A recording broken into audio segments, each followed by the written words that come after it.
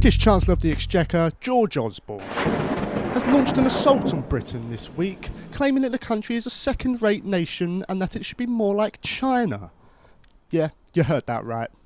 As if selling off the Royal Mail at discount value to help line the pockets of his mates wasn't bad enough, Mr. Osborne has claimed that the British economy is pretty much being let down by a defeatist attitude and that the country could learn a thing or two from Asia, specifically communist China, whose industries have reportedly been flourishing.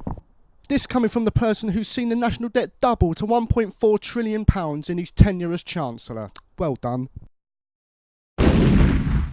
A former city trader has claimed that he can't pay his divorce settlement to his ex-wife because he has no money. This despite the fact that he lives in a $3.3 million apartment in New York City.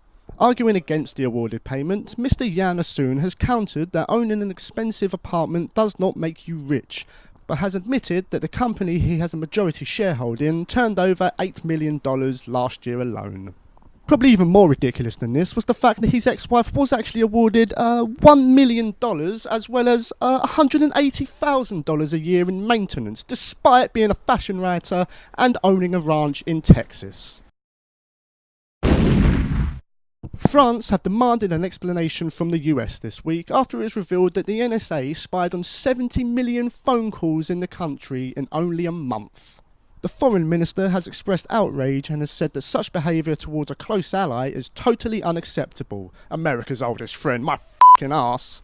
So you moan about America spying on everyone, but you seem to have no problem in blocking your airspace in order to ground a plane that was carrying Edward Snowden when the story first broke. Plebgate is back in the news this week, and yep, 1 minute I still couldn't give a f***. In this ongoing and pretty pointless argument, 3 officers from the Met have apologised for their apparent lack of judgment. I guess that'll teach those f***ing plebs to not mislead the public. What the f***?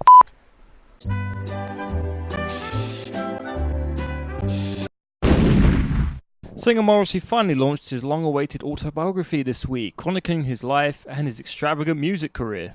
The ex-Smiths frontman has come under ridicule though for insisting that the book come out under the classic title from publisher Penguin. Or maybe it should have been designated a classic show of arrogance. New Sunderland manager Gus Poyet suffered a horrific 4-0 defeat on his first day of the job against Swansea this weekend. In his first Premier League game taking over from Paulo Di Canio, the Italian saw his team resoundingly hammered away from home to remain rooted to the bottom of the league without a win in the opening 8 games. Catching up with him to get his thoughts on that was our reporter.